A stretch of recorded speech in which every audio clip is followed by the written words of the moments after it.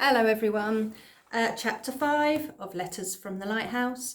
This one's called Caring for Evacuees is a National Service. That means it's something you have to do for the good of the country. Looking after the evacuees from the cities in the countryside, which is where our two main characters are on their way to.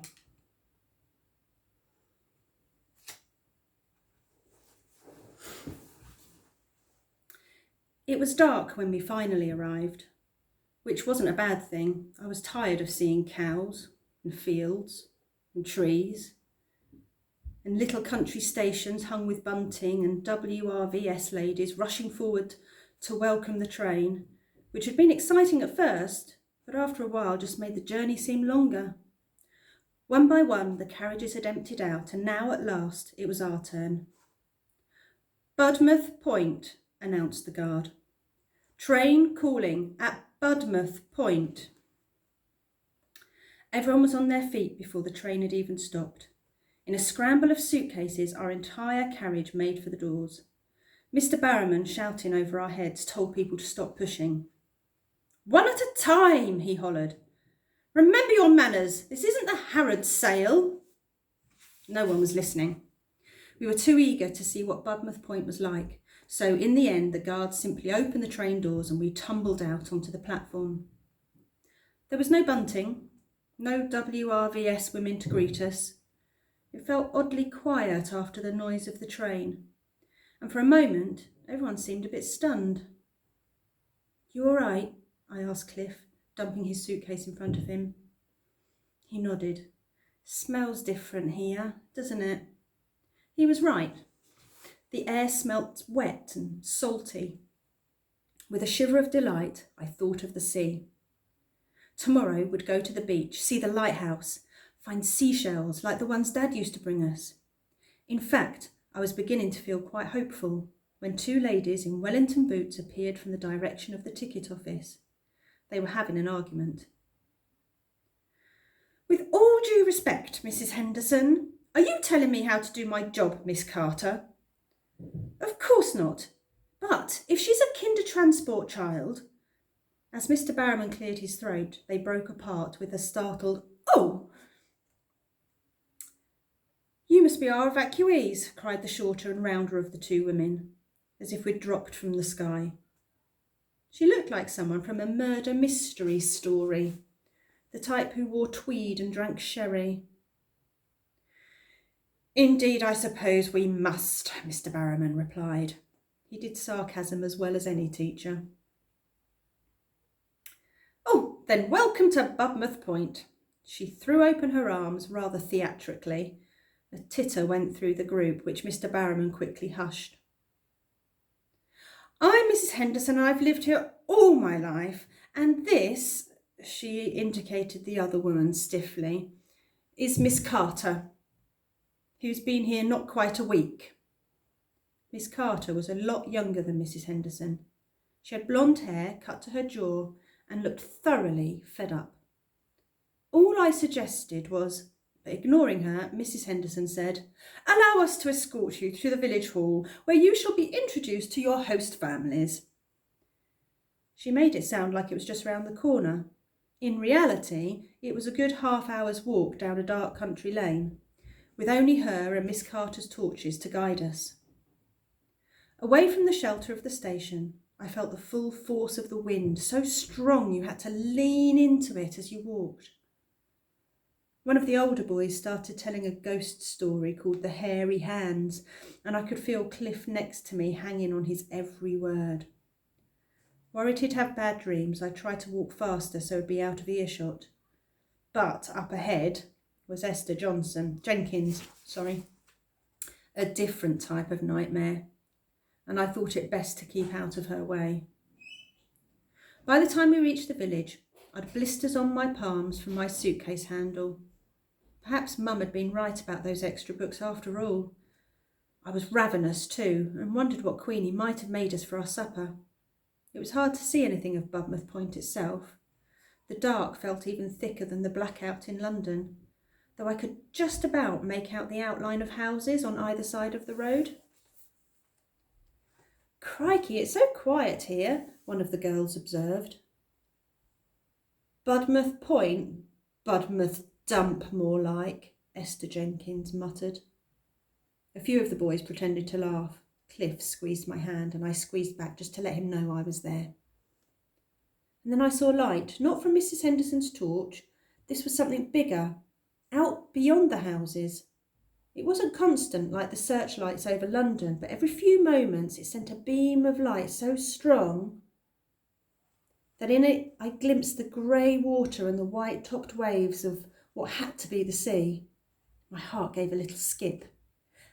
"That's the lighthouse," said Miss Carter, who appeared beside me. "Beautiful, isn't it? A beacon to guide the lost to safety." It was beautiful.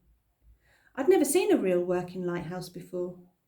The way its light reached far out into the darkness was mesmerising to watch. Miss Carter sighed. "There's talk of turning it off now, though. It's a threat to national security, apparently, because the enemy's been using landmarks like this to navigate their planes." "When they come over to bomb us, you mean?" I'd heard something similar back in London about German pilots following the Thames to find their targets. Exactly that. This war, I thought bleakly, this horrid, horrid war. Even down here in the wilds of Devon, we couldn't escape it. Inside the village hall was a table laid for tea. It was a decent-looking spread. Thick white bread with proper butter underneath the jam and slices of dark, crumbly fruitcake. But Mr. Barrowman shooed us away from the table. "We're not here to eat the locals out of house and home," he said sternly.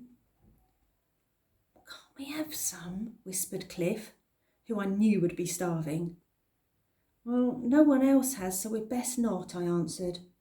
"We don't want Queenie to think we've got worms." At least people weren't lying when they said you got better food in the country. This lot looked wholesome and fresh and gave me high hopes for what we'd eat tonight at Queenie's. Behind the table stood a group of women who I guessed were locals. Even the younger ones were still dressed in long skirts and bell hats that Londoners had worn in the other war, the one that had ended 22 years ago. So that would have been World War I, 1914 to 1918. "Which one's Queenie?" Cliff asked. "I don't know, I've never seen a photo." In my head, I'd pictured her tall like Gloria, with a warm, smiley face, and being Suki's pen pal, she was bound to be the fun-loving, lipstick-wearing, jitterbugging type who'd be friendly and welcoming to us. It was bewildering that nobody in the group fitted her description. These women didn't even smile. They were pointing at us evacuees, discussing us, like they were choosing what cake to have for tea. "I'm looking for help with milking my Jersey cows," said a woman with large front teeth. "Someone who's not shy of getting up at dawn." The other kids seemed to think this was a right lark, especially the boys, most of whom had probably never even been near a live cow before. And within moments they were falling over themselves to volunteer. "Well, don't take all the best ones, Poll," another woman complained, which started them off bickering over who would get the strongest boys for their farms. It wasn't exactly fun, hovering like a spare part while everyone else got picked. There was no sign of anyone who might be Queenie either. I grew anxious again, wondering how much longer we'd have to wait. Cliff leaned his head sleepily on my shoulder. "Do you think she's forgotten us?" He yawned. "Oh, of course not, you dafty." I tried to stay cheerful for both our sakes. "She's probably just adding the finishing touches to our supper." "What do you reckon she's made us?" I thought for a moment. "Steak pie, probably, with bread and butter pudding for afters." "And custard?" I nodded. "A whole jugful," which made Cliff's stomach rumble so loudly I actually heard it. Yet as the hall began to empty and Queenie still didn't appear, I wondered if there'd been some sort of mix-up. Or perhaps she'd changed her mind about having us, being too upset about Zuki's disappearance, and we'd be put into the next London train back home. I wished someone would tell us what was going on. What unsettled me more was the sound of crying coming from the back of the hall, though I couldn't see who was making it. Mrs. Henderson, Miss Carter, and one of the local women blocked the view. "Oh, you mustn't think like that," Mrs. Henderson was saying. "None of this is your fault."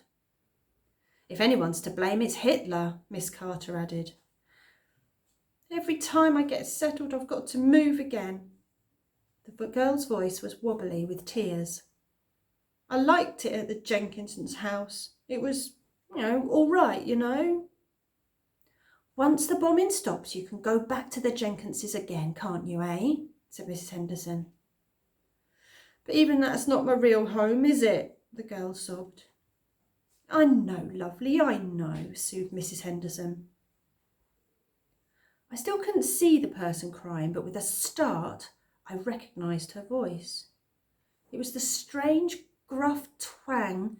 It was a giveaway, as was the name Jenkins. "Crikey," I muttered under my breath. If someone as tough as Esther Jenkins could cry, there wasn't much hope for anyone else. But for us and the little group surrounding Esther, the hall was now completely empty.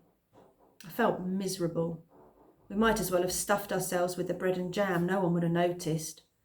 I was about to take some for Cliff and myself when Mrs. Henderson looked around. "Oh, you poor mites," she gasped in surprise. "You're still here?" "Yes, we are," I said dismally. I waited for her to say something, to tell us what to do, but she simply looked at her watch and frowned. "So is Queenie coming for us?" I asked. She let out a big bellow of a sigh. "Well, that's the plan. Though goodness knows where she is. I can't wait here forever. I've got my goats to milk." Cliff and me glanced at each other. Why would anyone milk a goat? "I specifically told her to be here at 6, Miss Henderson continued. "This isn't good. It isn't good at all."